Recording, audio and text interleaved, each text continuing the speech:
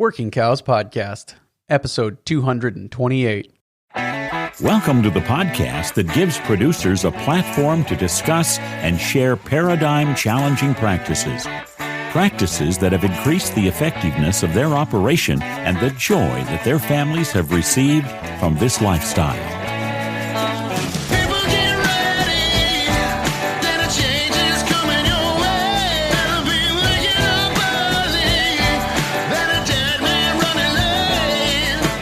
Howdy, everybody. It's Clay Connery, host of the Working Cows Podcast, powered by the Global Ag Network. And this episode is brought to you by Xyway brand fungicides by FMC. Finally getting back around to doing some more of the Stoneville Stories series.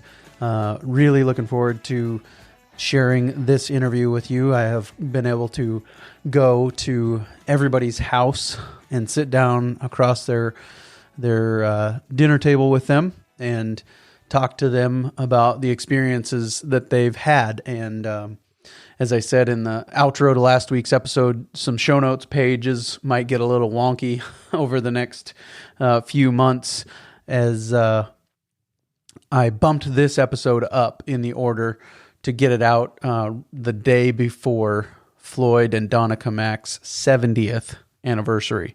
So two people who have spent a lifetime together, and really an honor to sit down with Floyd and Donna Cammack and just capture some of their history.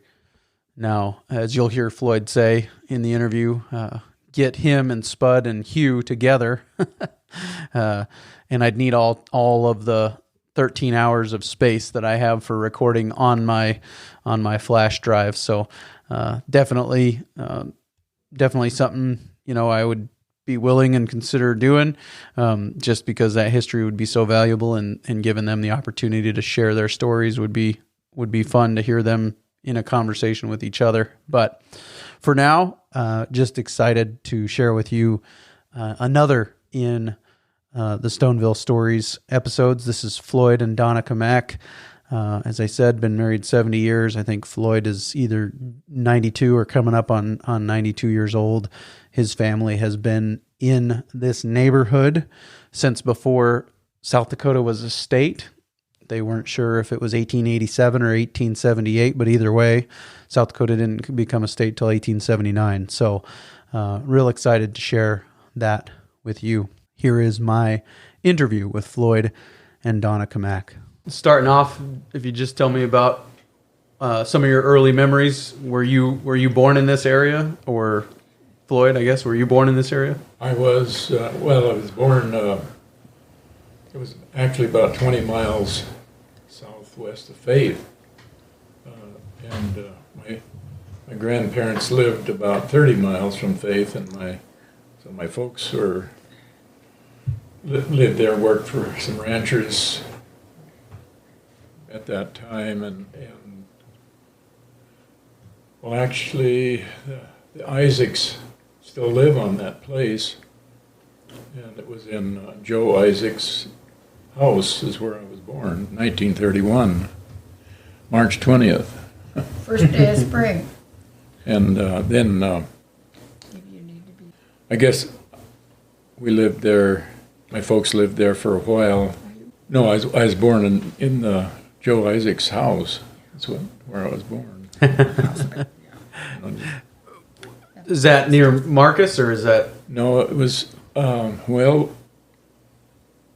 the Cooper, the post office and store at Cooper, South Dakota, was about, probably 4 miles south of there. Okay. And, of course, it's all gone now. Yeah. But Isaac's house is still standing. Oh, yeah. Well, one of the Isaacs lived there across the road right now. Yeah, sure. Yeah, Donna, feel free to jump in and join in the conversation. You can help me ask clarifying questions too, so don't hesitate to speak up. But what was your family's place like then? Was it cow-calf? Was there some other species on the place at that time, or? My grandfather homesteaded there. I should have known in the early 1900s, probably, I don't know. Well, he's born in 78. You're talking about J.O., Grandpa? Yeah. He's born in 87, wasn't it? 78. Okay. 78. So we could look it up. added up how old he was, you could about tell. We could. But anyway, and they homesteaded there, and that's where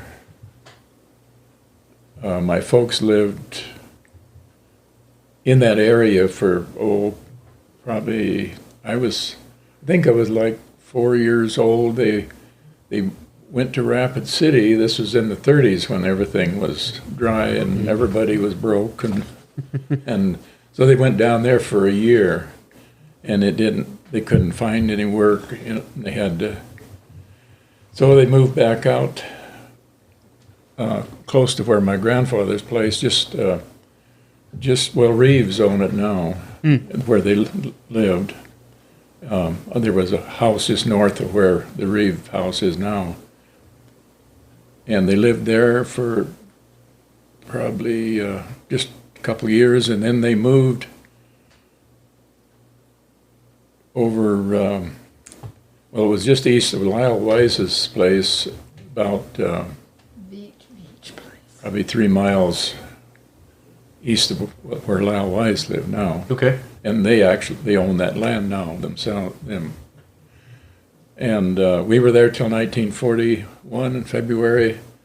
We moved down here, which is coming up pretty sudden. Mm-hmm. I mean, it's February 1st today. So. yeah. So and we moved down. My folks moved down here then, and and that was in 1941. And my uncle rode ahead with the horse, and we brought a small bunch of sheep down with us. And we had cattle, but I don't remember how they moved them. But anyway, I walked from there clear down here He one trailed day. the sheep. We made it in one day. Walking behind the sheep. Behind then? the sheep, yeah. Yep. Yeah. Gotcha. And so, would you have been about 20 then at that time? Is that No, right? I was No. 10 years old. 10 years. Oh, 10 so years. 31. You were born in 31. Yeah. Yeah. Gotcha. Yes, of course. 90 years. Yeah. So, gotcha. And was this where we're at, where they came to? Yep. Gotcha. Right here. The yard, and lived in that rock house. This wasn't here. Well, this part of it right here was a garage that sat right there by the house, just where the cars are parked now. Sure. Well, the rock house was already there. The man that homesteaded here built Lowell Bartlett. He built a sod house and lived in that until he got this one built. And and I can't remember. They hauled all the rock in with horses, of course, from sandstone, and the walls are 2 foot thick. Anyway, I think that they built that they moved into it in 1912, didn't they? I don't know, I'll have to look it up. But, and then, he was such a hard worker. In the summertime, they would this Lowell Bartlett that lived here, that a lot of times he never went to bed. He just sat in his chair and slept for 3 or 4 hours and then back to work. And they had a lot of alfalfa and farming, and they did it all, of course, with horses. So,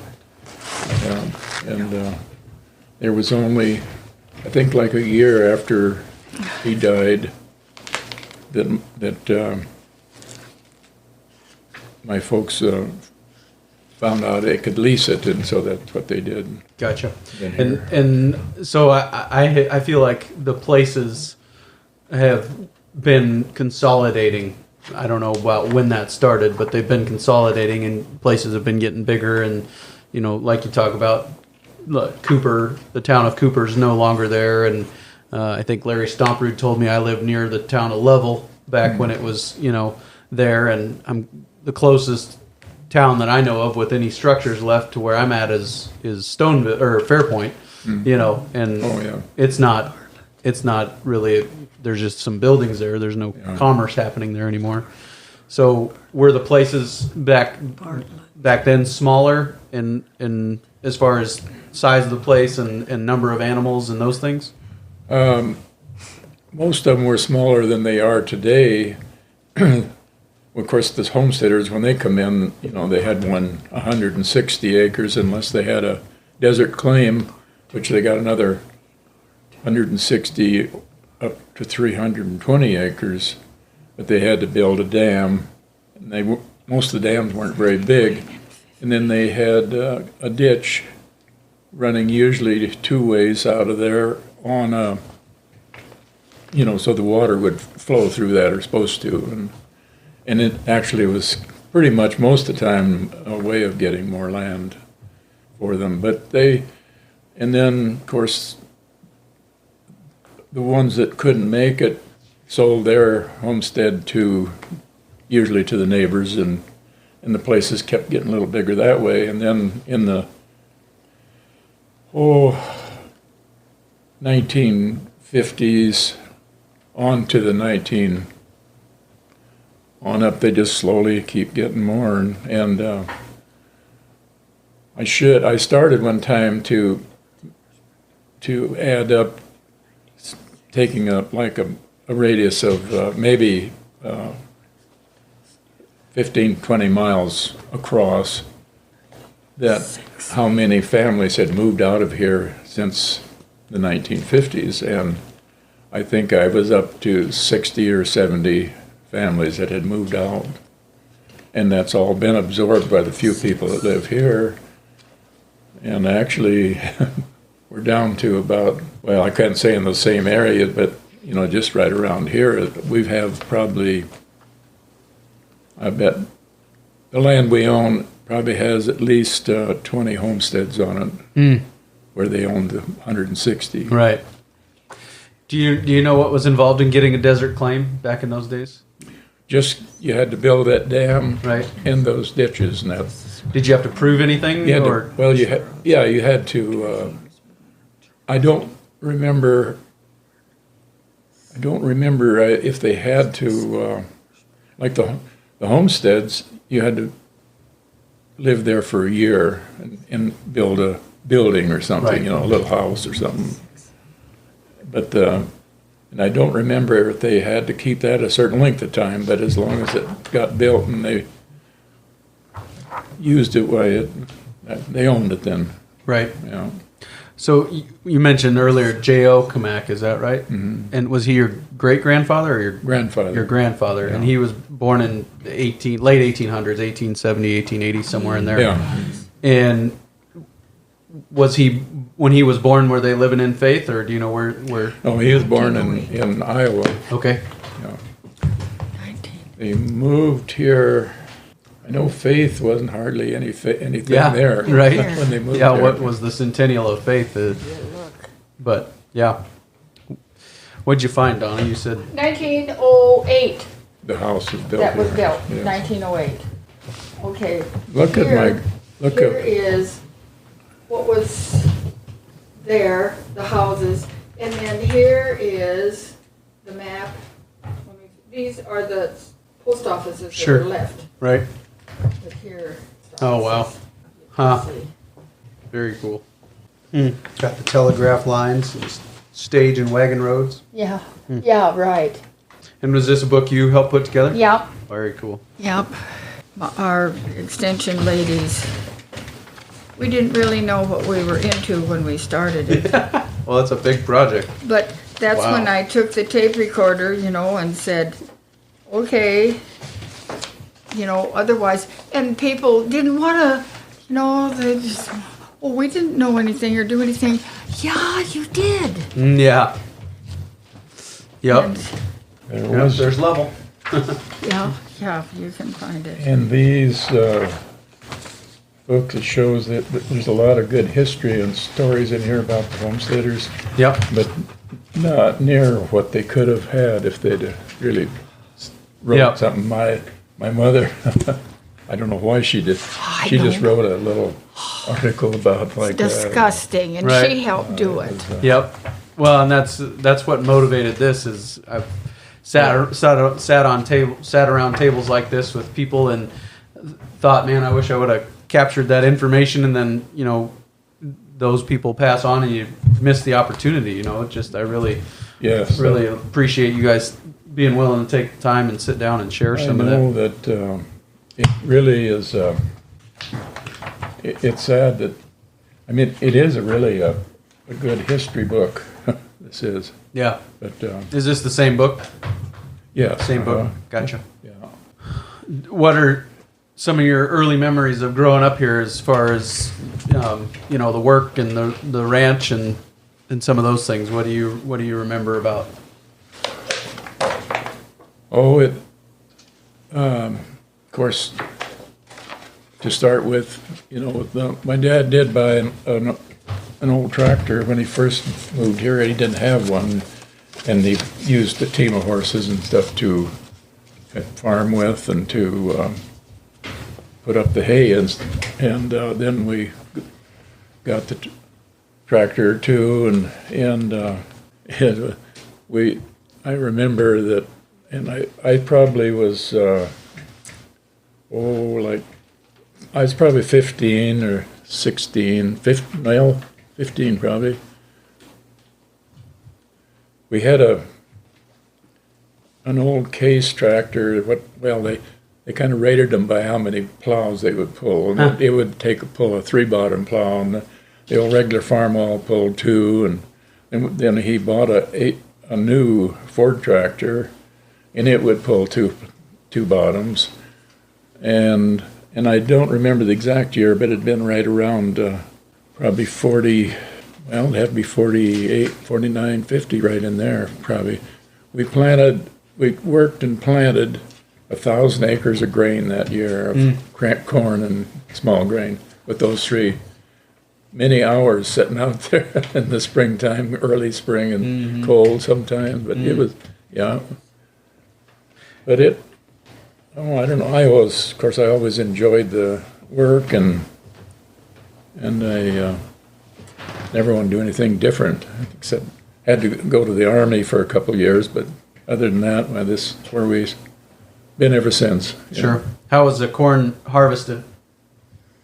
Well, we picked it by hand with a team of horses pulling a high-wheeled wagon. And, Yep.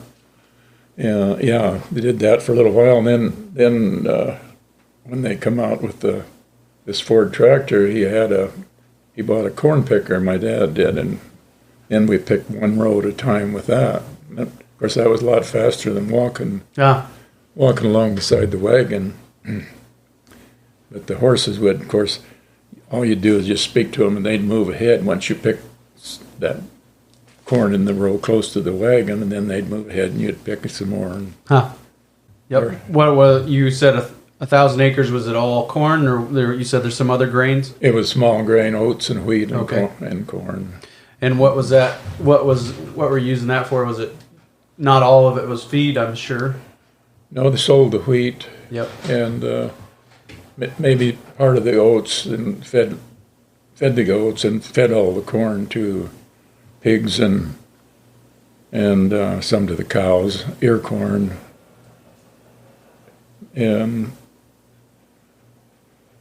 we just kept getting a little bigger and a little more machinery, of course, as you went along, And, Yeah. the winter of '49 was the one that we had to pull a big, it was a bobsled with a hay rack bed sitting on it. The bobsled had 4 runners, probably 5 feet long and probably 4 inches wide. And of course, you'd pitch it on by hand, then you'd pitch it off again, and yeah, it was lots of hard work, that's for sure.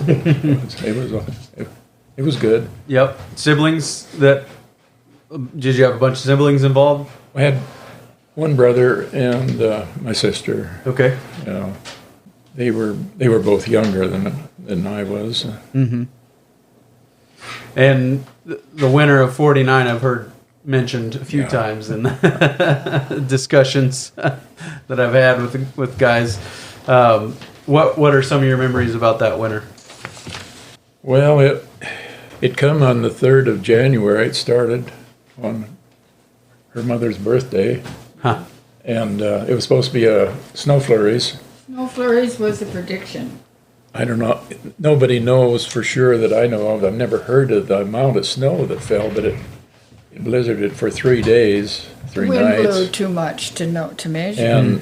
And over her folks lived over here another mile, a little over a mile, about a mile, on the north side of the road. And the house was it wasn't a real big house, but it had an upstairs in it. After the storm was over, her dad walked out the upstairs window on the south side and to the front of the house and shoveled down to open the door about 8 feet to get to the front door, or the door, so they could get out. Wow.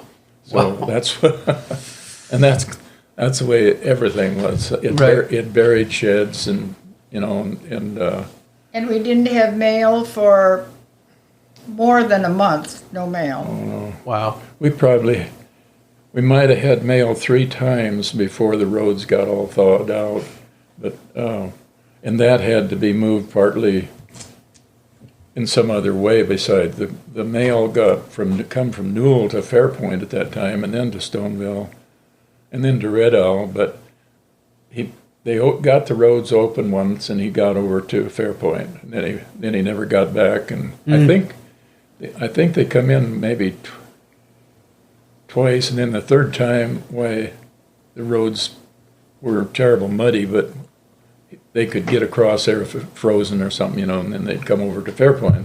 And then finally got back to Stoneville.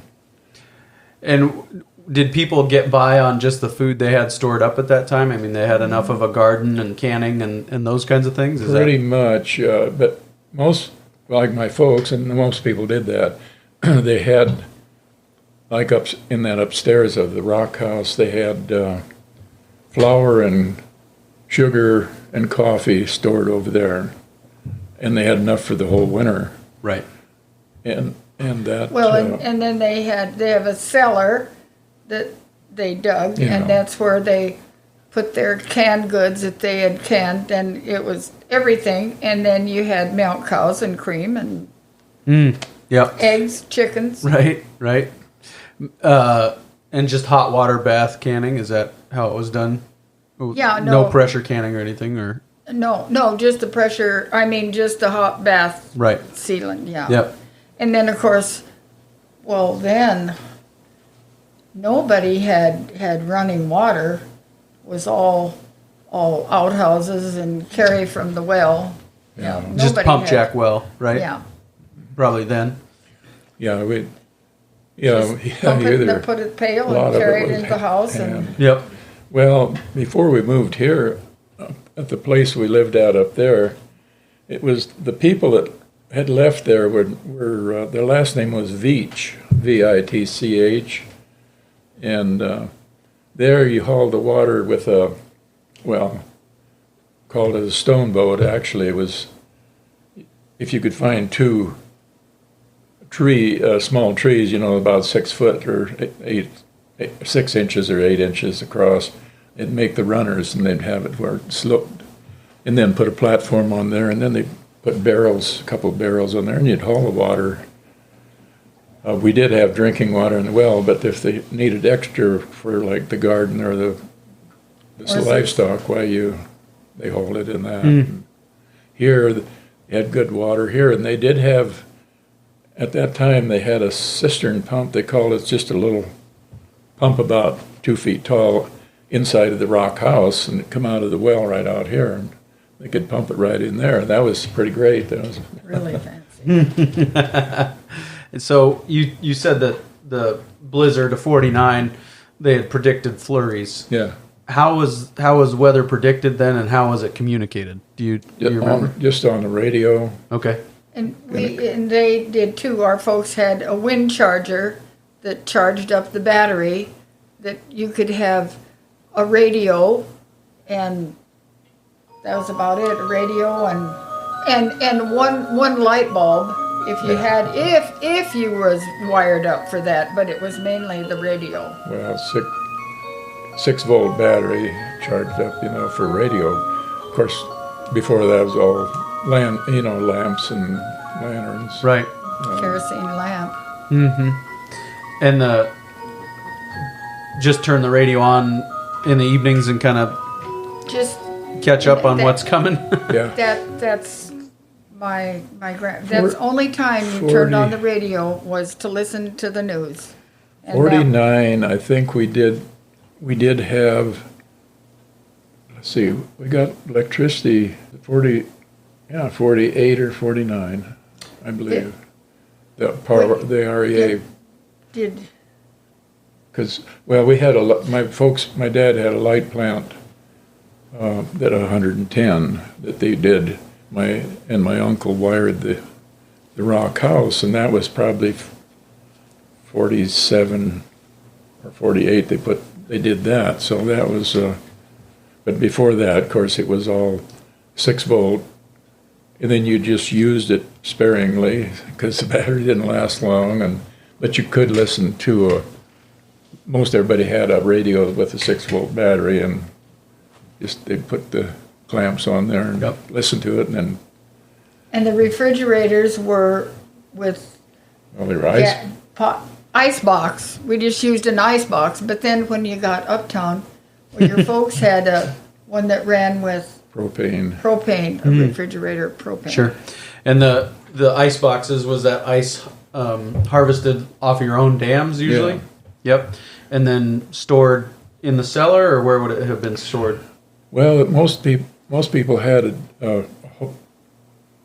hole dug in the ground. It might be probably 10 feet wide and 12 feet long or something. And then they'd pack it in sawdust. Right. Yeah, but tell about getting the ice. Yeah, and we used, there was a building here that had a double wall, so we put the ice cakes in there and packed it in sawdust, and they'd last all summer in that. Yep. But I've often thought about that because the ice was 10 to 12 inches thick usually. Sometimes it got up to where you got the ice. 18 inches, yeah.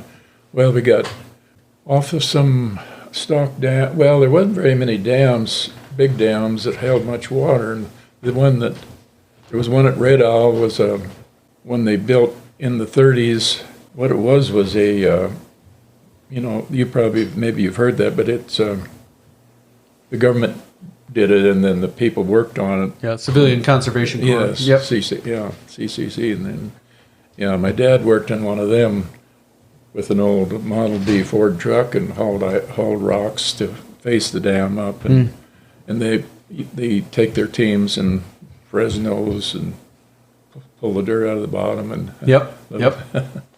Well, that's how they built Ormond Dam as well, just west of Nislin there. Yeah. And I was sitting in a deal the other day talking about the process of building that, and the guy said that it baffles modern dam engineers when they come and look at it because it's so much steeper than they can build them now because it was packed with thousands of hooves. Oh yeah, right. And so they aren't as shallow of a lift. They can make a lot steeper lift because it's been packed the whole time as you're running those teams across it. And so that was just a different way of building them back then that made it so they could build them a lot steeper on the face. Yeah, they were. I guess when I got to thinking about it, Here you are. Cast iron. Tongs. Wow. You can get that, and then carry it to whatever. Here, can you take a picture of that? I've seen them before, but handmade with forge, like the handles. You can see where they. Right. Yeah. Very good. Thank you. But that's a cast iron, right? Or No, they're. I mean, I can tell it's heavy. It's heavy. No, they're not. They're the steel because to work them in the forge. Oh, to bend cast it. iron. Gotcha. I see. Yeah.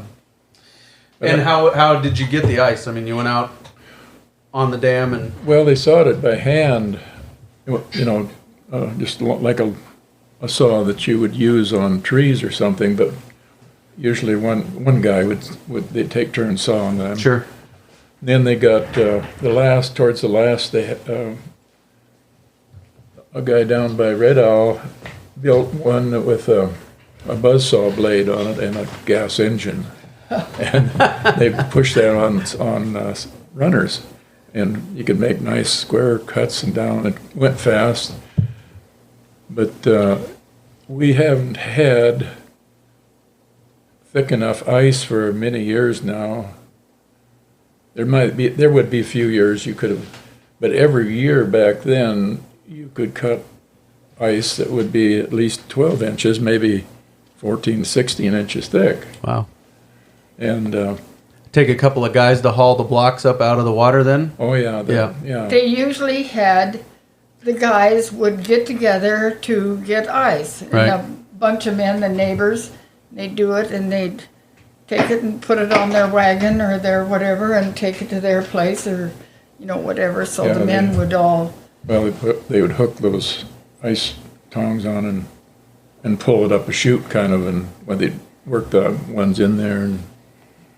And they'd be on a wagon, horse-drawn wagon. At that, way back then. Yep. And then later on, of course, they put it in, a few of them had the old farm trucks, and they'd load them. And those farm trucks were kind of like a 2-ton deal, about...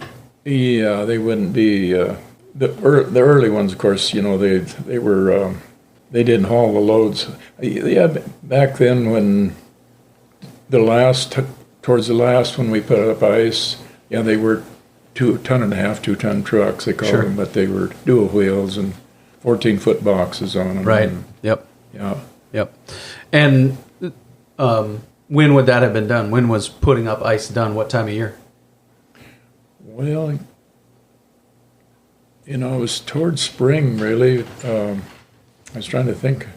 Yeah, I suppose your outside temperature works as an ice box part of the year around here. Yeah, it'd go till, and then I think it's probably in March, first part of March, and then because it was going to start thawing. Right. And sometimes it did get thawing, and it was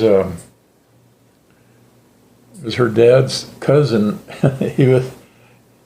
he was helping. He was probably 17, 18, 16 maybe.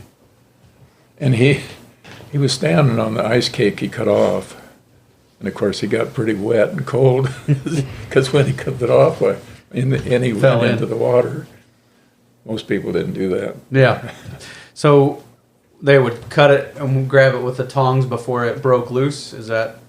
Or would they have to fish it out of the water? They would usually, when they cut them, they tried to set it so it just left a little, hold them together, and then they just bar them off so that they didn't float away. And Gotcha. Do you have any other memories specifically about the blizzard of 49? Did you have to go to town for supplies during that time, or how? Well, were there any any replenishments coming from? There was my dad had a truck that he would haul when the road got open, but the roads they didn't get open for a long time. A lot of places they dropped them from a cub, Piper Cub or something. They would haul food out and drop it to somebody, and they this one guy, he did a lot of flying and he took people in when they were sick. It was Clyde Ice. Yeah, from Spearfish, Clyde Ice Airfield. Yeah, my in-laws live right next door there. Oh, so, yeah. Yep. Yeah, and but they did that, and quite a few people, but they did try to get caterpillars out to open roads and stuff, but you couldn't get the road open and keep it open until spring. So if you did get to go to the highway, which they kept it kind of pretty much open, you had to kind of go out on the prairie and they just wound around wherever they could to make it the least snow they could find to get through there. And of course, some of the hilltops were bare.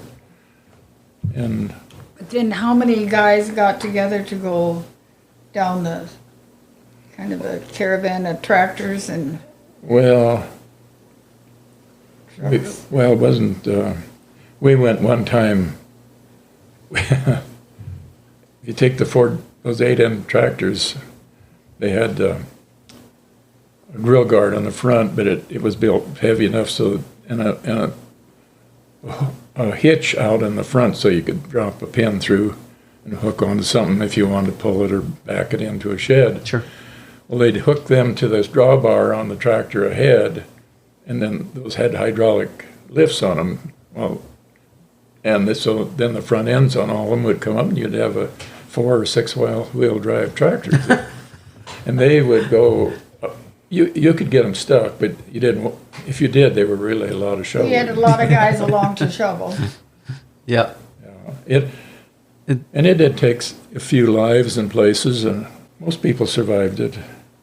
And the school teachers, they maybe they live close or maybe they batched, but I have a letter that the school district, they wrote and said, why, okay, do we pay the teachers because there hasn't been school?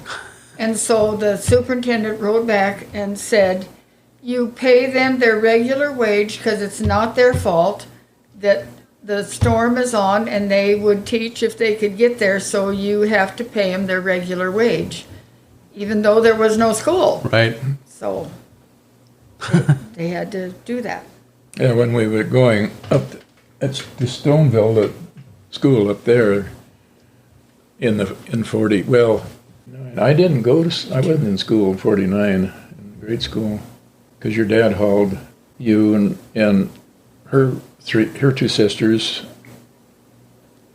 and my brother and sister in a sled, and it had a box on it. And We would team of get horses. in, and he would drive over and stop and pick up Carol and Bob and take us to Stoneville. But my dad didn't have a barn, and so his folks lived south. How far? Half a mile? Oh, it's about 3/4 of a mile. Anyway, so he would take us to school, keep the horses at the house there, but then at night he would take the horses down there and leave them in the barn and walk down there in the morning, get the horses and bring them up, hook on, and take us to school, which was to Stoneville School would be what, From our place, that'd be just from our place to Stoneville. 2.5 miles. 2.5 miles. And we would just sit in there all covered up and didn't have such a thing as coveralls in those days. Yeah. Well, and to top it off, the girls wore dresses. Yeah. We did not wear jeans. If we had long block, socks, and if we did have way clear, I suppose maybe when I was in 7th or 8th grade, if we wore a pair of pants under, when you got to school, you took them off, when you're in your dress. You did not wear jeans. Mm-hmm. Mm-hmm. Buffalo robe, or what kind of a cover did you have? Yeah, just cover blankets. Yep. Yeah. Gotcha.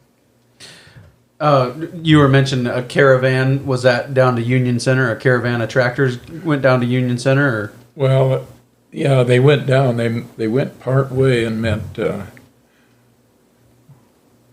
Can't remember. They met somebody down there to get some things at that time. Then when we finally towards spring, when the roads got thawed, got opened, and they were really muddy, so we hooked onto an old road grader, but it was for horses, but I mean it had a tongue for the tractors, and pulled it along, and it helped to get the road dried up a little bit. Sure. Yeah. I was gonna something I'll think about it in a minute. Can you tell me about the community around here, as far as the neighborhood and some of the functions getting together during, I don't know, spring, summer, fall, some of those times, just the neighborhood and the people and some of the different events that you guys would have in the area? Well, one thing they always had a school picnic in the springtime. People would all get together with that, and they had them on 4th of July. They'd have big picnics. Well, and what?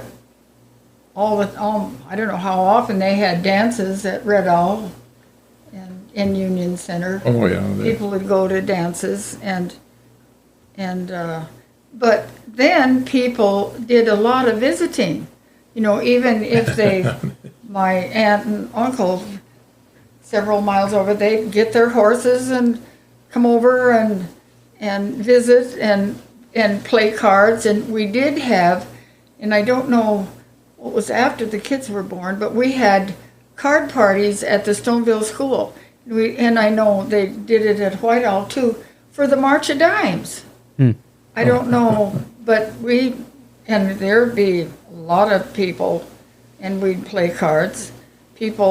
Our neighbors, the Colbus, came over. I was just reading in my diary. They came over, and I think it was even 5 below. Well, they came in the car, but they got stuck up by the mailbox, and the girls are wearing dresses, and they came in, and we played cards till 10 or 11, and we did that all the time. People got together and visited just a lot.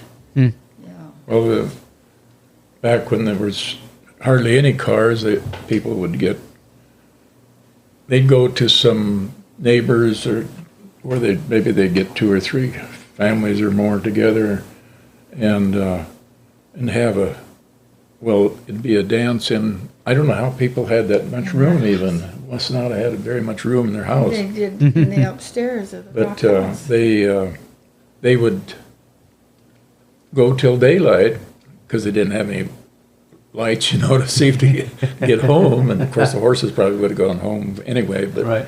So they'd go then, they'd a lot of times eat breakfast, and then they'd head home. And so that was they got, that's all they had. All they had was visiting and stuff like that.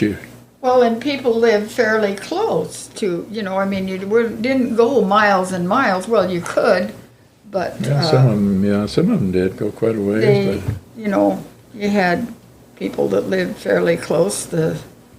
We had, when I went to school, we had like 10 and 12 kids, and up to more than that went to the Stoneville school, all 8 grades. And then, when Floyd came in 41, they still had 1 year of high school at Stoneville. And they had a couple, that's where my mother came from Marcus, 30 miles over, came over to Stoneville to go to high school and lived in the upstairs of the Stoneville store. And the building, there was a building right beside the schoolhouse that's there now, and there was a lot of kids that came, and then, even they were still coming by horseback, some of them, Wrights and Joneses, and rode. They had a barn at Stoneville for the horses. And a lot of people, a lot of kids drove, or a few of them drove a buggy or wagon, and they had 3 or 4 kids. Leaves you. No, that's my train runs off the track once in a while.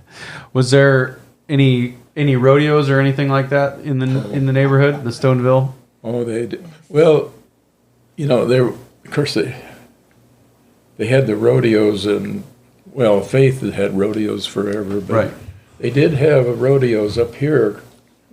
Ralph Schreckengost, at Stoneville. the one that organized it. Ralph Schreckengost, he owned the Stoneville store for a few years in the post office, and he lived, he had that 320 acres right there that's farmed there now. But anyway, he did build some corrals, and they had 2 years of it. And it was a pretty good rodeo. My dad had a old 29 Chevrolet car that had had the body taken off, just had the steering wheel and the windshield and hood, and on the and anyway. And you offset the rear wheels, the bolt pattern, just a little, and then they put a plank back there and a barrel, and then tied a saddle onto it. And he had seen that done at Faith one time. So then we built that one. Well, that was the first year, and that thing was so wicked. They had people that were all lined up to ride it, or see who could ride it. And two guys tried it, and it put one of them in the hospital. I mean, you could just idle along, and the stirrups would just go up and just snap like a whip. It was just, it was bad. So that was the end of that. Nobody would ride it, so that was the end of that competition. Wow. Yeah. How high was the board off the ground when you had it? Oh, the barrel, the top of the saddle was only about like this. Yeah, 30 inches or 40. Yeah. Probably about 3 feet. 3 feet, 36 inches. Huh. Yeah. Wow. Donna, were you thinking about something in relation to the rodeo? But there was, well, I don't know how many people were there, but there's sure quite a crowd, big crowd. Yeah. You talked about people living closer together, I suppose, from the middle of one quarter section to another, is half a mile at the most, right? So, I mean, yeah, you're half a mile, right? Mile maybe, right? So the families were, if they were on opposite ends of two quarter sections, they'd be a mile apart, So there was quite a few more. And you said that started to change in the 50s. Yeah. What do you think was driving that change? Well, it was after the war, and then jobs were more plentiful. They could make more money. Some of them, I suppose, always somebody's having financial problems. So, but when did we get the REA? I think it was 40. I think 48.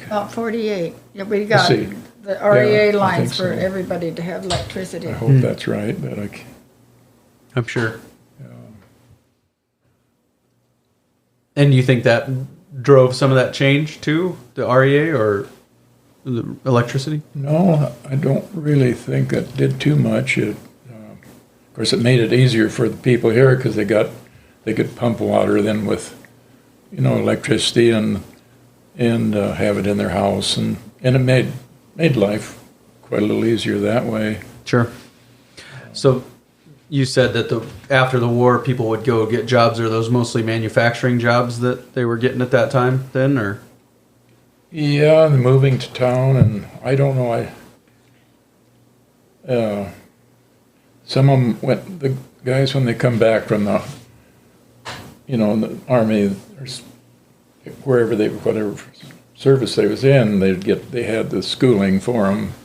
They probably went to college, some of them, and went off that way. Sure. And the younger people left, a lot of them did, so that kind of left right now, we have the 5th generation of us living here in this area. So 5th generation between Stoneville and Union Center, or including Faith, I suppose? Well, my granddad, of course, it would have started there. Right. Yeah, and we've had, it'd be 4th generations that lived on this land here. Yeah. My dad, Lloyd Lee, they had a schoolhouse just down the road here, and they walked to school. It would only be a mile. And then they moved the school up to Stoneville, but my dad went to Stoneville. My mother came up and went to high school at Stoneville, but Dad went there. Then we grew up and went there, my siblings. Then our own kids, Gary, Randy, Lane, Mike, and Elaine, went to school there.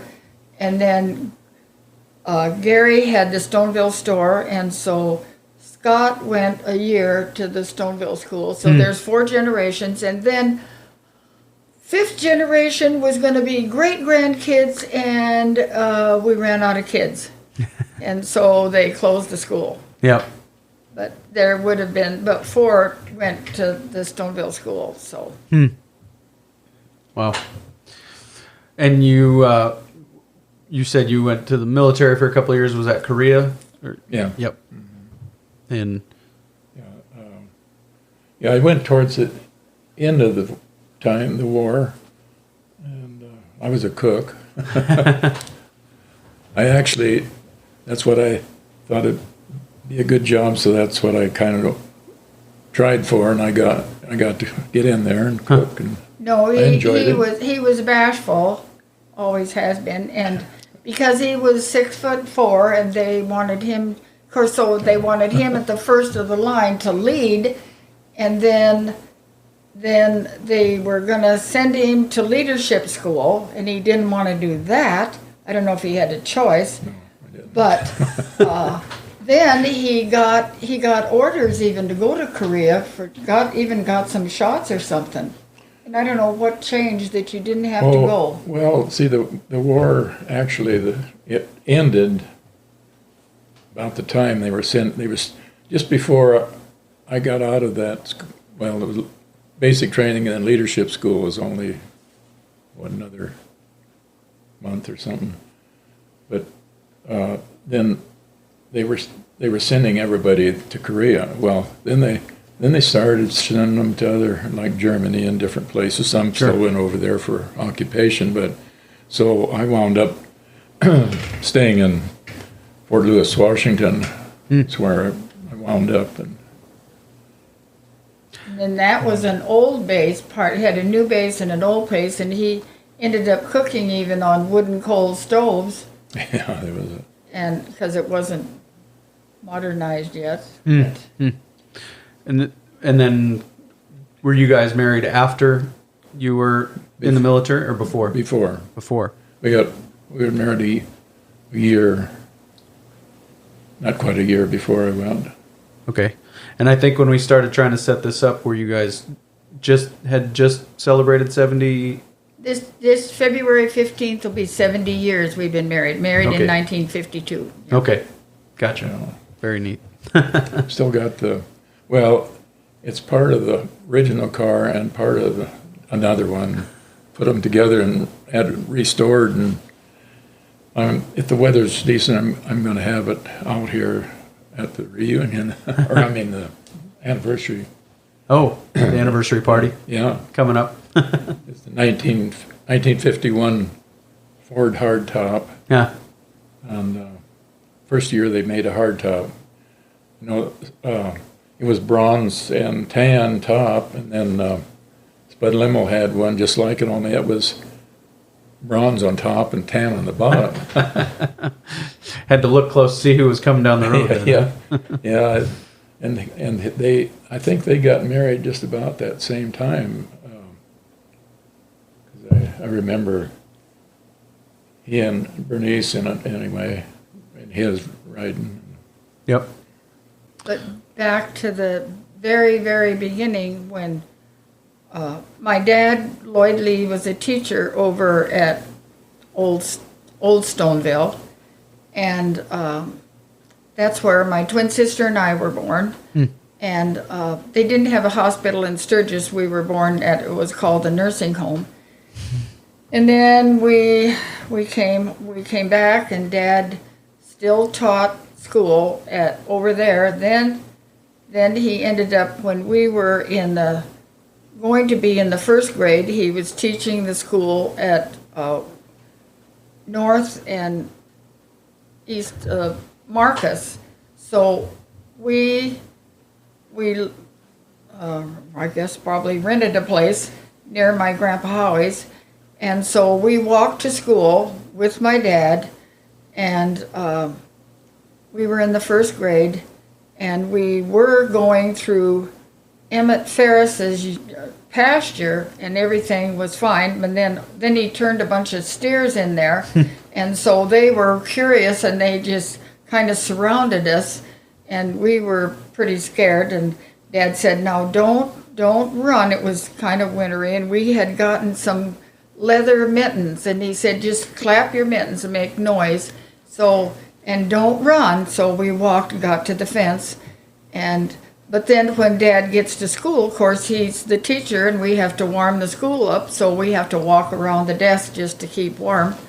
And anyway, we ended up, and that year, my Grandpa Lee up at Stoneville his dad had a slight heart attack, and so Dad had to come up and take care, because they just had horses, so he had to come up and take care of that. And my mother, who happened to have a teaching certificate anyway, she ended up finishing teaching. They were happy, and she was happy she could finish teaching the school. And then we moved up here in 41 and lived down in a little house at my Grandpa Lee's, and later moved up to the Zurley place, which that's when I said there was the Mrs. Zurley. She, and now we know probably, but you didn't talk about those things like dementia or something. You know, she was she had a couple logs that she was saving to petrify, and of course we were always curious about her, and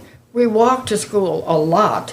Anyway, this one time we wanted to just go over, and we could just go down the road a little ways rather than turning and going home. And we went over to their place, and she was there, and she was showing us some of this stuff.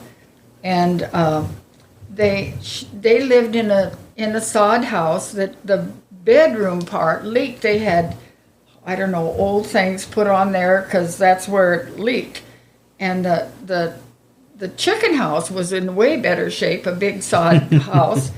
And so anyway, then, well, the one thing that's a funny thing, the ladies had ladies' aid, and they would meet in their places. Well, this time we were walking home from Stoneville, and came by Ralph and Ruby Schreckencross, who had the store, and he said, "Where's Mrs. Lee, or what are you doing anyway?"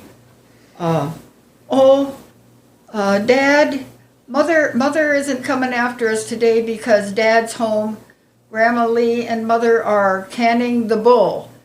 Well, we had such an ornery bull that Dad, we would get, you know, we were second grade, we'd go get the cows. Well, we didn't do that because of this ornery bull. Well, Dad took a big stick, then he took a 2x4, then he took a pitchfork. The next time he took the gun. So they were, anyway, by the time we got home, Mother was at Ladies' Aid, and Mrs. Zurley, they never did have a car, Zurleys didn't. And she was there, and she said, and of course, anybody came in, and you were very quiet. The ladies are having, so we were in the kitchen, and we heard her say, "Well, I might be crazy, but I'm not violent." Anyway, that's been a saying in our... But anyway, so from the second grade, we moved up in 41, and they moved here. Well, that is where Mother took us to school in the car, and she was afraid there were some kids on a horse, and so she was afraid that she would scare the horse, so she got over the edge of the ditch, and I don't know if she stopped there. Anyway, the school kids... She got the two wheels, went over the edge, and it was deep enough she couldn't... She was afraid she was going to tip over. Out, but she couldn't get out. So the school kids came down to see. Among them was all of them, including Floyd, and so that's the first time that I met him, and so second grade, that was it for the rest of the time. We never went together, actually. I mean, of course, you're only in the second grade, but right. Anyway, we walked to school a lot of the time, and then I went to high school in Rapid, and then he came in, and he was deciding that we should get married, and but he's too bashful. He didn't want to go down the aisle and have everybody looking at him. So I said, well, he said, let's elope. And I said, it's fine. I'm not going to be married on the courthouse steps. I want to be married by a preacher in a church. So we ended up eloping and went to Miles City and got married and came home. And in that 52 blizzard that we started out, had 50. To go back and stay in Sturgis because he shoveled, and then they followed the snowplow back. And Floyd said, set the car, and it didn't move till May. Well, when we come back the next day, they had opened it up to the corner here. We got the car down here out here and parked it. Yeah, it never moved till May. Anyway, that was in 50. That was 52 blizzard. Yeah. Yeah. Anyway, we moved into this that used to be a garage, and his aunt and uncle had kind of lived in it a little bit. So we moved into this house, and we've never lived any place else. Floyd kept building, and so we built on them. And then we didn't have a bathroom until we had. Yeah, folks, all 4 boys. Folks did have a bathroom, so we didn't have to go all the way out to the outhouse. You could go in that outside bathroom. So we've just lived in this house for 70 years. Wow. Happily. You were talking about school days. What were school days like? When did school start in the day? And you talked about having to get there to warm it up. Did it still start earlier in the morning, or did it start later? And what's so crazy is, why did they go till 4 o'clock at night? Look how dark it is. Right. And we had to walk home. Yep. And he had all 8 grades, and there must have been 7 or 8 kids, the Mayhaffies. They were way more than that. Not Mayhaffies. Up here. Yeah. No, when we were in the first grade, Marcus was the Mayhaffies, which ended up being, he was our age, and there was a bunch of kids there. And Dad was always tough on us because he didn't want to show partiality. Mm-hmm. So, and we walked, 3/4 of the time we walked to school. Yep. Through the pasture. Mm-hmm. And we walked here to Stoneville. And you said that it was 2.5 miles, is that right? Yeah. Yep. Yeah. It was my twin sister and I, and then we were the oldest. Then 3 years later was my other sister, Karen. And then Sandra, she was the youngest. She was down the line a ways, but we walked a lot. And our kids even walked to school quite a bit, and then we ended up milking cows. And Gary, the boys were in high school, and Elaine, our daughter, she was in 7th or 8th grade, and we got her a little motorcycle. So little 80. Mm-hmm. And or 60 it was. Yeah. We'd be down milking, get up early, and she'd get up, make her sandwich, and we'd maybe be about done milking, but we had to feed the calves and feed the cows, and so she'd be headed up to school on her motorcycle. And then she drove the truck even to get grain later at Farmers Feed and Seed in Sturgis, but she stayed in town all week. In Sturgis? In Sturgis. For high school? At Grandma's, Yeah, high school. Yeah, all the kids went up there to... The kids all went 8th grade at Stoneville. Did you go to high school, Floyd? No. Nope. Yeah. Bashful. Yeah, sure. Well, his dad said to his mother, now you take and leave him where he was going to stay and come straight home. Well, she didn't. He went in, and he didn't like it, and so he just got in the car, came back home. But he always read. He read so much. He had It had electricity, he had his little lamp on over his bed and read. He still reads a lot. I was going to say, when I was still going to grade school up here in the wintertime, when it was real cold weather, we'd get up there and we'd spend till the room got warm enough, we'd spend till noon a lot of time sitting around the stove with our overshoes and our coat, all the stuff we wore outside to stay warm enough. And then we could, I don't know how we learned much that way, but...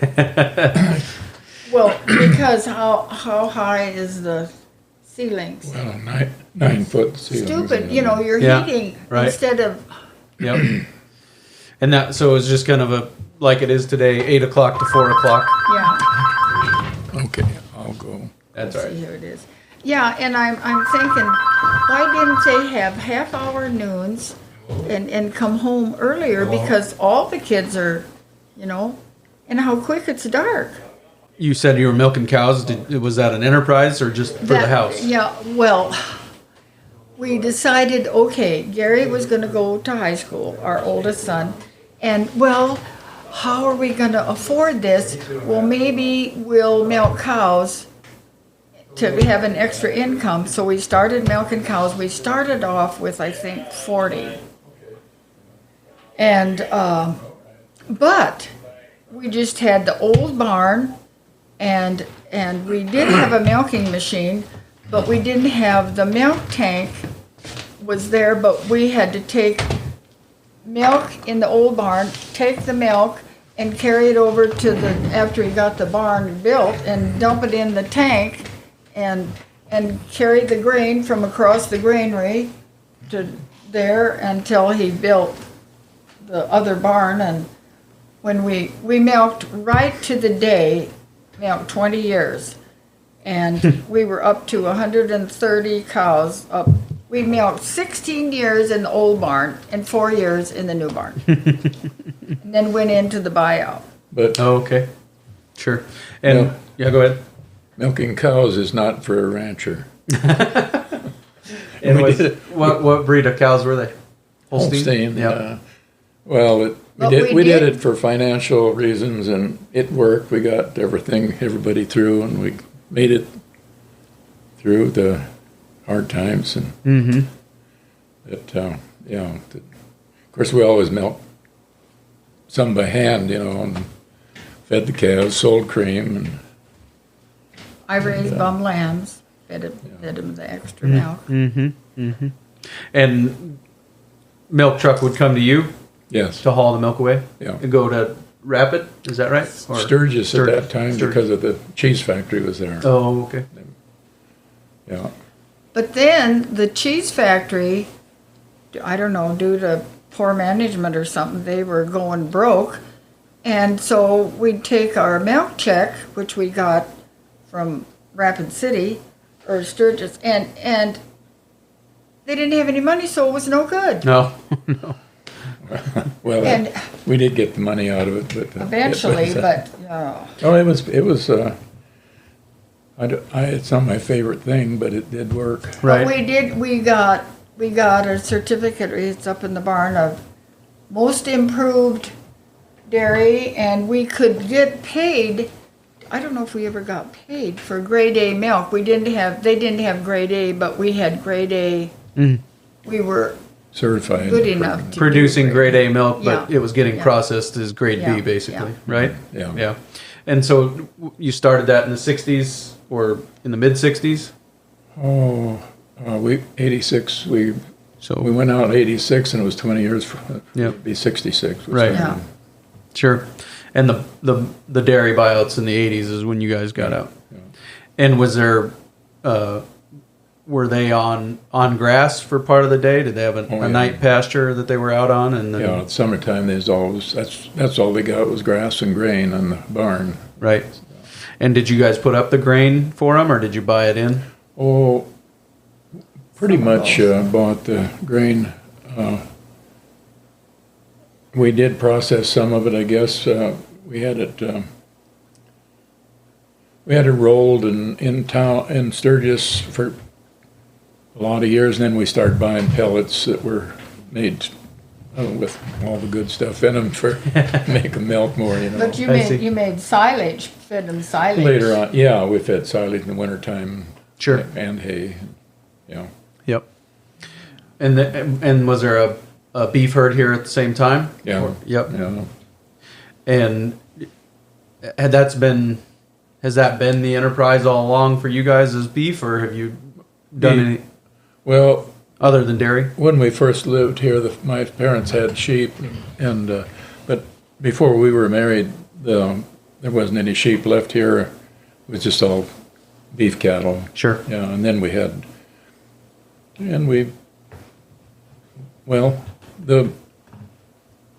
what was it, 3 years ago in the spring was the last branding we had here, because it went to Ball Buffalo, Okay. the boys got, and 80 years of branding, or having cattle, here, Right. being here on the place. So it's kind of I would still have some cows, but It was bittersweet. yeah, yes. And the boys, is it just Lane and John that are running Buffalo? Is that right? Yeah, well, our youngest son, Mike, has got, Mike. Oh, but he's Mike and his son John and Lane. He's a Mike and Lane brothers and grandson, Mike's grandson. he's a Mike's partner. He's a partner with Lane and John, and they got all buffalo. So right. yeah, Gotcha. which is it's nice. It's Yeah, but how we made, and what year was it that people were putting their land in, what's it called? An easement or? No, where they put it in for 10 years. Anyway, Oh, they needed soil grass. bank? Soil bank. So Well, they call needed it- grass seed. and they started it first. Yeah, And that was a real. My The smart year- husband, we had already, the grass seed was really good income. Well, we'd already hayed it, and it was in haystacks. So he said, well, we'll just take the haystacks, run it through the combine, and we got the grain and Got out seed. of the hay, and sold the grass seed. Yeah. Right. What kind of And- grass were they after? Or oh, seed any were they- kind. But Any kind. what we got the most of then was crested wheatgrass. Right. But we cut it with the swather that didn't have it was just No roller in it. no conditioner in yeah. it. Gotcha. And so the seed stayed right with the Sure. yeah, and What year was that? that would be 86. Okay. It started in the fall, I guess, the fall of 86 and 7. 88 we did do some straight combining wild-grass seed in 87 and 88. 88 was a real dry, hot year, and there wasn't much good grass seed then, but it did make us, yeah, we run a lot of tons of, and we did for other people, then some too. We run through a bale processor, what they were, when we found a used one, and we just run the grass seed straight out of the combine, not out of the combine. We set the bale in the processor, then it runs straight into the combine from the processor, shot it in there, and then took the ground up hay behind and stacked it, loose stacks. Sure. And that's probably just as good as ground hay then, right? You're still getting the leaf and everything. Yeah, we had everything there, and it wasn't as fine as ground hay, Sure. but it was still really good feed. The cattle really liked it. So we made money twice there. Yeah, Well, it was a lifesaver for a lot of people because they had a good year or two there, and they really paid off a lot of debts. Right in the 80s when the interest rates were getting wild and 21%. Think of that. No, it was after that. oh, okay. See, that's when Reagan was elected in 84, 4. I think it was. Yeah. I think his second, wouldn't that have been his second term? Because I think Bush was elected for the first time, or the only time, in '88, right? Or was it? That might be right. Because Clinton was 92. Yeah, so 88. So I guess his first election would have been 80, and then 84 was his second. Was Reagan's second. So yeah, I think so. And then, but I was pretty sure because the inflation got so bad, right, and it had to come down, or it was just going to ruin the country, And so he brought it down. Well, people have been living on that inflation, and then of course, boom, they had machinery and tractors and vehicles and all of that to pay for, and the prices went down to where they should have, Right. kind of followed it, and so that was a rough time. Mm-hmm. I mean, it was very rough. And you said that the grass seed was a lifesaver. Was that part of that time was getting through that time was the grass seed and those things, or? We got through 85. I mean, we're still hanging on to everything. And then in 86, we got the grass seed crop and then started paying off debts and stuff with that. And then the buyout came in 86 too, so that helped. Does this time now remind you of that? Are we on the front end of that again, do you think? Or? Well, I'm hoping that the government, what am I trying to say anyway, that in Washington will change enough this, election. Sure. And get more control back, maybe it'll stop it. But it's going to hurt. Right. Can't help it. Well, it's already hurting. People just can't. It's not like our country was and should be. Right. Real money policies have consequences, good and bad, and I think we've probably been having some policy over the last few years, maybe last decades, that when the real money policies start to take effect, there's just not really anything you can do to get around it. You're going to have to go through it.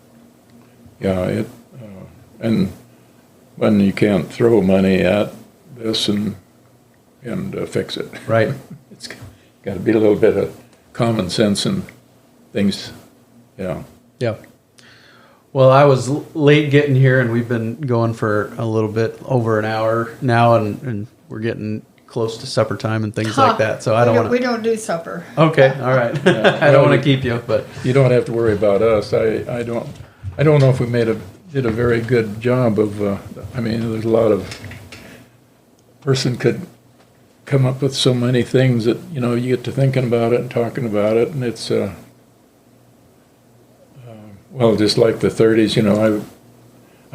I can remember from. Well, when I was 4 years old, I guess I still can remember a lot of that stuff. And, right. And in 1936, my dad, the only thing they got for hay, there was a field up by just south of the Opal Hall. There was probably 50 or 60 acres there that grew up to thistles, tumbleweeds. Mm-hmm. Got, I don't know why, but that's all that grew there. And they cut them for hay.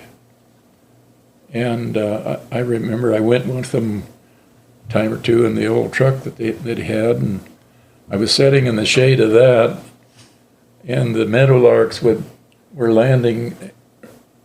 They would come in and sit 3 feet from me and just sit there with their beaks open, because it was way over 100 degrees. So I don't know what it was really, but it was terrible hot and dry, and I can remember that really plain. They were just trying to cool down in the shade? Yeah. Wow. Yeah, it was so hot for them, they had to get some shade, And that, he got enough of those to take home and stack and fed them to the cows, and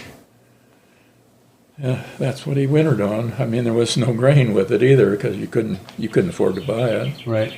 And you probably have heard people talk about that too, where they would plant small fields, 30, 40 acres or something would be, most of them planted. And they planted that spring in 36, and that fall they got a rain, not a very big one, but enough to just soak it down a little ways. And the seed sprouted, grew, just got out of the ground, and that was it. Mm.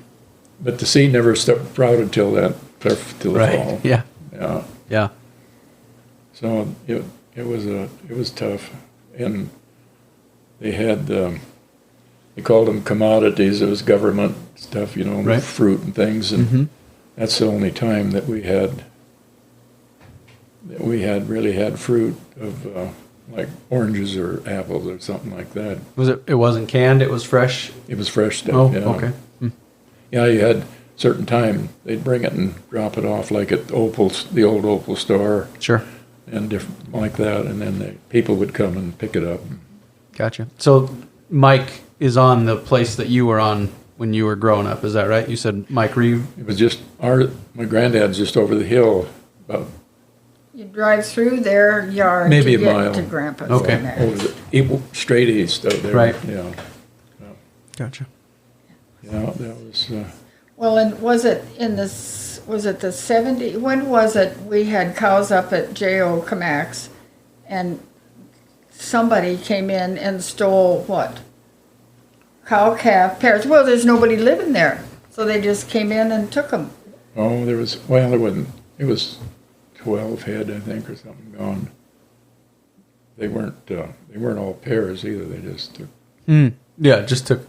whatever they could Right. hold of, Yeah. Because there was nobody there.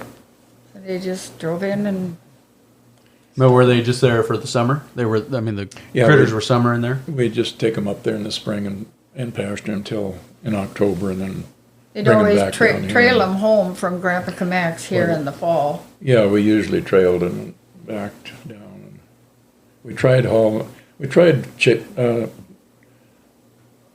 trailing them up in the spring, but the calves Sure. would want to go back, and so then they would then the calves would get really tired because they're still pretty young, and they'd get tired and they wouldn't want to go, and it didn't work good. So we wound up hauling them after that up there in our old trucks with a box and stock rack on it.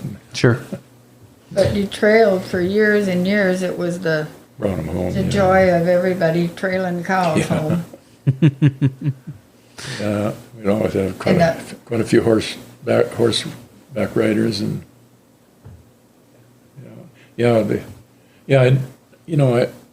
we lived up in there and taking our cows till about, what was it, 5 years ago. I didn't want to sell the place, but I did because we were buying. There were 4,000 acres here come up and that joined us and everything. So Right across the fence. we did sell it and bought that. And Lyle and Justin bought it. Then they sold part of it. It's been sold 3 times now. This south part of it. Yeah. But, if I had wound up with lots of money, I would have offered them enough so they could bought it back. Just to Sentimental value of Yeah. family place. keep it. But for it's when we were going through these names and thinking, well, there's somebody else that we could ask if they would remember those, and our son Lane said, "You are the older people." Okay. It's hard for me to think. Actually, I grew up with kerosene lamp. I mean, for forever, and even got married and didn't have indoor plumbing, and you just That's the way it tootle was. along. Right. Yeah. But we did learn when Floyd was in the Army. Went to Arkansas. Oh, humidity and hot. We knew South Dakota's the best place to live, and it's the very best. I don't ever want to move. Well, being we've been here 70 years, I guess might as well. We're settled. Ride it out. Yeah. Yeah. Yeah, it's good. We don't want people to know how good it is. No, No, you don't need to know. We don't need you. Yeah. Been doing fine since 1889. Well, Yeah. We're fine. We're fine. I've got a calendar here, and if I can, I'm going to get some more of them laminated. It's a map of South Dakota. It's about like that, yep. and Faith isn't on it. So it was a year that the people started there, but they didn't. I don't know if it got to be a town that year or not. But anyway, it isn't on there, and all the western South Dakota is. Well, you can see where the road from Rapid City goes back east, but it's just not very much of a road. Right. The rest of the country is just trails and nothing. Yeah, that's another one of the reasons I've wanted to do these just sit down and record these conversations is because I was having a conversation with this lady one time, and she told me that I think her dad one time took a trip to Rapid City from Belfouche, and he had 13 flat tires on a trip, and they'd have to stop and patch it. And I mean, essentially those were bike tires back then on those cars, but just the difference of the different world that they were living in back then. Well, and like my mother's dad, John Howie, he said going to Faith, it would take a day or maybe two, and so. Wow. The other thing we mentioned with the entertainment was we never vacationed. Well, you think you got stuff to do, but one thing that we always tried to do was go to the Faith stock show. We would take time and go to the stock show, rodeo, and the rodeo and the parade, and of course drive back. But that was something that we did. Faith has always been an interesting name to me. Do you know how that came to be named, Faith? After his daughter? Okay. I think, wasn't it? No, I don't know. I'm asking because I don't know. It was one of the first. I don't remember their first name. I mean their last name. Yeah, it was a daughter of Faith. I just always wondered it takes some faith to live out here, especially in those days. Yeah. It sure did. It was, young people, they couldn't even come close to imagining what it was really like. They think they know, maybe by hearing stories, but I mean, it was a rough go, boys. Well, even in our generation, to go, for, like I said, from growing to, walking wherever we went. And we didn't go to town. Dad might go, he might go in the middle of the week and we're in school, but he didn't even go to town that often. And we just didn't go to town. We went, like at Christmas, we might go in to see his sister that lived in Terryville, which isn't anymore. But we didn't go to town. And when I went to high school, we came home maybe once every 6 weeks. You didn't just, like the kids now. Yeah. I mean, going to Sunshine, they'll come home every weekend. Even going to Sunshine, that's, Well, even a couple 100 miles away. Great grandkids, they drive home every weekend. With a car. The parking lot in Rapid City didn't have to be very big because there wasn't anybody driving cars. We walked. Right. When we lived up on the place up there, the beach place we called it, but anyway, my dad was going to Faith and he took me with him, and he gave me 5 or 10 cents, which was. People, you can't think of how much that was worth at that time. But anyway, and I went in, wished I could think of their name now. It was the old hardware and general store in Faith. And I found that tractor there and I bought it. I was 5 years old. But, and that's original tires and everything for Really? it. Wow. But I just never had that much for toys. I mean, we weren't we didn't suffer, but kids nowadays they don't have any idea. Mm-hmm. And then, of course, the Second World War come along, and when it first started, or when I was maybe younger than that before it ever started, I guess. But anyway, I made out of wood and stuff. I'd made my own trucks and stuff. Yeah, right. And you know, you appreciate things a lot more when you don't have anything. Mm-hmm. I mean, when you get something. Yeah, very good. Kind of hard to get a whole life history in a couple hours, but definitely. No, I don't know. Just capturing the history, like I said, and it's not complete by any means, but it needs to be captured. And you can put pieces together. Right. Yeah. Everybody's told different pieces of the story too, and I, you know, you and Hugh and Spud are all within a couple of years of each other, I think, right? Yeah. And you've all had different pieces of it to tell, and that's been real good to get those different perspectives. It's good. Yeah, when we did that book. Oh. Yeah, I guess we all went to school right in this area. You know, they went to school up there, and were they both at Royal Center? They probably were. I know Hugh was for sure. Yeah. I think that would have been the closest school, I think, to them, all right. Yeah. Yep.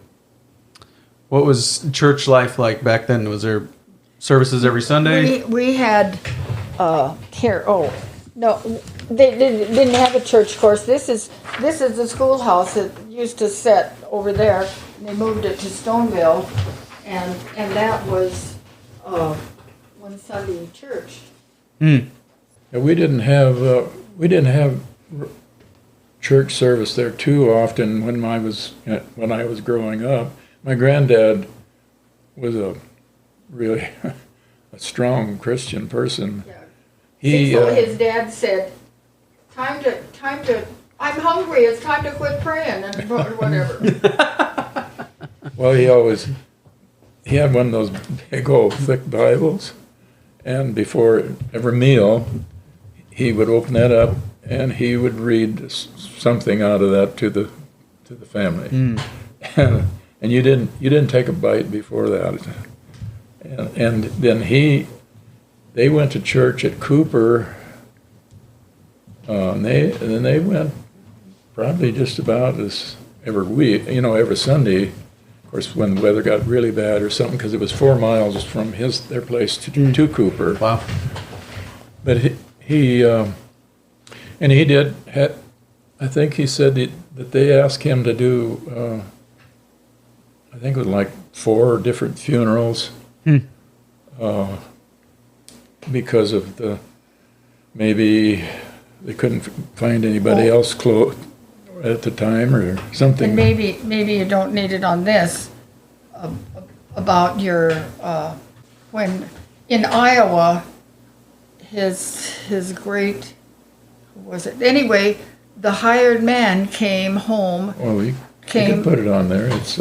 Came back to the ranch, and he had typhoid fever, and gave it to the family, and it started off, and he must have had a big place because he had a 23-year-old that still lived at home, and an 18-year-old and an 11-year-old, all boys, and anyway, October 23rd, and 2 girls. The first boy died, October 23rd. And, and who's going to come and help? Then on through until Christmas Eve, well, he had 3 sons, all died. The 18-year-old, the 23rd, and the 11-year-old. And then on Christmas Eve, the wife died. And there was, a girl died. One girl died. Yeah. And, you think... he had to bury those kids himself. Nobody wanted to come. And he said occasionally someone would maybe bring something because they didn't want to catch it. And how sad to do that. you know that he had to have buried his own family because he couldn't. Right, they didn't want to come get sick. Yeah, and when he said, and that's what this, he didn't take his clothes off. Well, he had a lot to do. If he had that many boys that are able to do stuff, and nobody's coming. Yeah, he had one. I don't know, maybe somebody helped him, but oh my gosh. Of course, the one son that was left was my great-grandfather. Yeah. So otherwise, you wouldn't be talking to me today. Yeah, and that was in Iowa. In Iowa, yeah. J.O.'s dad. Yeah. Huh. Yeah. His, it would be his grandfather, wouldn't it? His grandfather. His father was the one that lived. Yeah. Yeah. Calvin Hadley lived, and he had Grandpa J.O. They built. They were carpenters, and they built, which are still standing, a lot of churches, big churches. And the Fairpoint Church, which you probably never saw it. You sit right there. Oh, it's still there. Is it? I don't know. Yeah, There's still there. A building there. I don't know which one. Well, It's right the one up on farthest hill. south. It's up on the hill south of the. it was given to Rainbow Bible Ranch, but they haven't moved it. Anyway, the blueprints. My great grandfather drew the blueprints for that, and they were supposed to build one there and one at Enning. We got this one done, but they never built the one at Enning. In fact, I've still got I got the blueprints in a closet in here. Of that. Wow. From that church, yeah. And when you're through, I'll show you this stuff when you're done. Sure. But but then we never. A lot of people did go to church there. In those days. I mean, there was a lot. Yeah. Compared to as many people that lived here then and now, there was a bigger percent go now than did then. But there was a terrible lot of them then. Sure.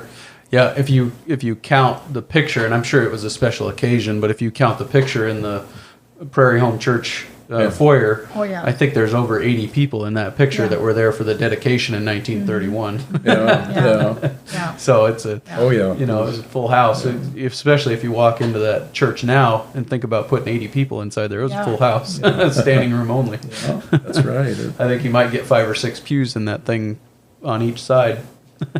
Yeah, I haven't been in. I was never in it too many times, but it was. It's surprising how squeezed in people were too. In those.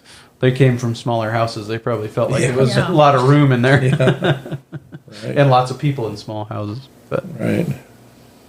yeah, well, thank you guys so much for your time. It was very good. Appreciate it.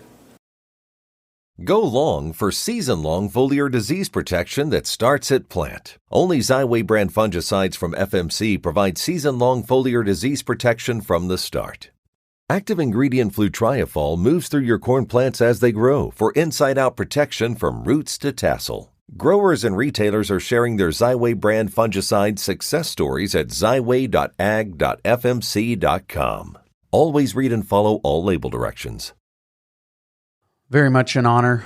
Very much enjoy the opportunity to share their story, and just a portion of it, of course, can always capture more of a whole life story than you're able to get in an hour and a half. But really, really enjoyed that. So if you want to check out the rest of the Stoneville Stories episodes, they are all up at workingcows.net/Stoneville. Encourage you to go and check those out. Coming up next week on the Working Cows podcast, I'm very excited to share with you an episode I did with Amber Kenyon.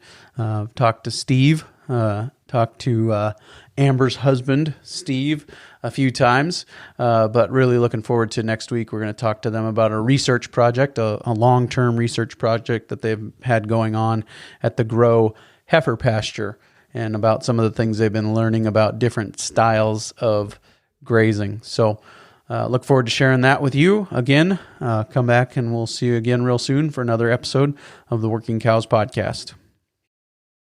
It changes everything. So says Indiana corn grower Nathan Davis about innovative Xyway LFR fungicide from FMC. Xyway brand fungicides are the first and only at-plant corn fungicides to provide unprecedented, season-long, inside-out foliar disease protection. Discover more grower and retailer success stories at xyway.ag.fmc.com. Always read and follow all label directions.